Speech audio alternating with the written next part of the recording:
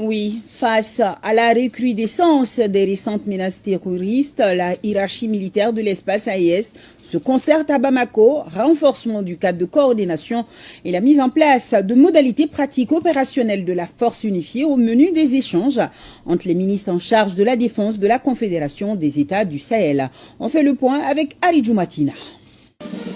L'école du maintien de la paix Aline Blondembe de Bamako a ouvert ses portes pour la rencontre de haut niveau des ministres en charge de la défense de la Confédération des États du Sahel.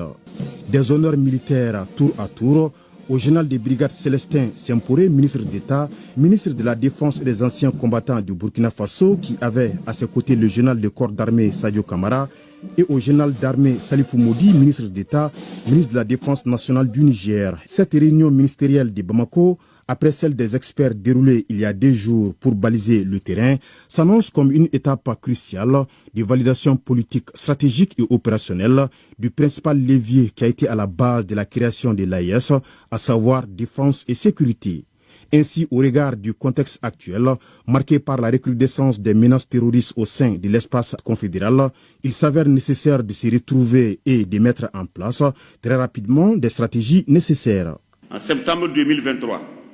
nos 3 États ont posé un acte historique en créant l'Alliance des États du Sahel qui s'est muée en juillet 2024 en une confédération pleinement souveraine, fondée sur la solidarité, la complémentarité et la volonté de bâtir un espace de paix, de dignité et de progrès. Aujourd'hui, face aux menaces multiformes qui pèsent sur nos territoires et nos peuples, nous sommes réunis pour donner corps à l'un des leviers les plus importants de notre intégration, la mise en place de la force unifiée de l'AES et nous permettre ainsi le renforcement de nos opérations conjointes et la formalisation du cadre de partage de renseignements. Depuis la création de l'Alliance des États du Sahel, nous avons planifié et conduit plusieurs opérations conjointes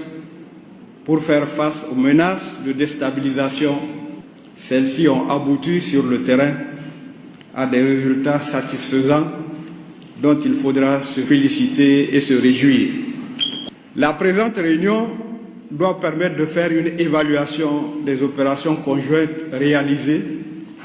d'examiner et approuver les modalités de mise en place de la force unifiée de l'AES. Je salue les avancées déjà réalisées dans le cadre bilatéral ou confédéral, conformément à la vision de leur Excellence, Monsieur le général d'armée Assimi Goïta, président de la transition